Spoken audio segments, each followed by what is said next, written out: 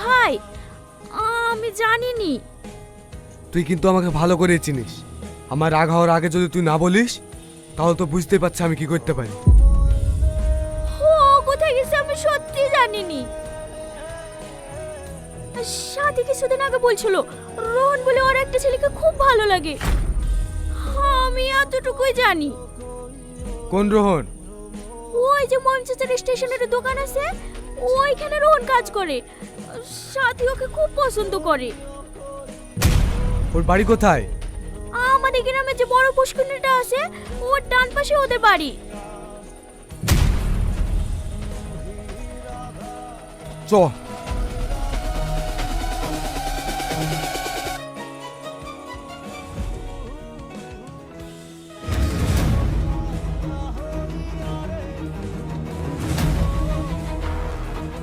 সাথী কোথায়?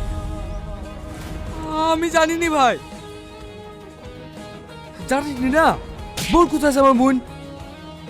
বাপ, ওকে মারো না, ও কিচ্ছু করেনি। ওকে ছেড়ে দাও, ছেড়ে দাও ওকে, ও কিচ্ছু করেনি।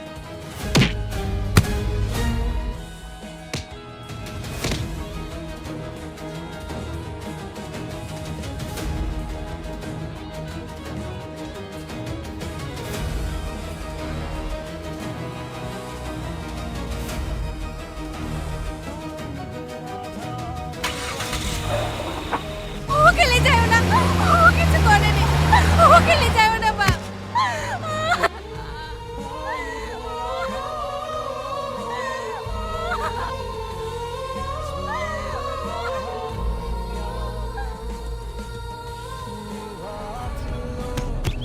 আব্বা, এই জানি সাথী কোথায় আছে।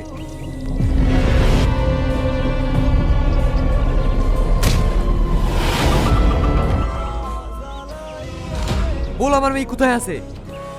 আমি সত্যি বলছি, আমি জানিনি সাথী কোথায়। আমরা যখন কথা বলছিলাম রাস্তায় দাঁড়িয়ে, তখন একজন এসে আমার মাথায় মেরে সাথীকে ধরে নিয়ে চলে গেল।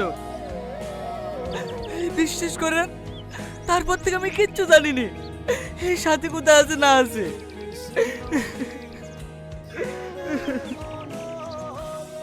বাবু, একজন ফোন করেছে, বলছে সাথীমা কোথায় আছে সেটা আপনাকে বলবে। হ্যালো, সেলিম বাবু নাকি? চিনতে পেরেছেন আমাকে? কে বলছিস তুই? এত সহজে ভুলে গেলেন? সামনে আপনার বন্ধুর মেয়ের হাত ধরে টেনেছিলাম বলে পুরো গ্রামবাসীর মাঝে আমাকে জুতোর মালা পরে গ্রাম থেকে বের করে দিয়েছিলেন। মনে পড়ছে আপনার? রাকেশ তুই কি চাস তুই? এত উত্তেজিত হচ্ছেন কেন সেলিম বাবু?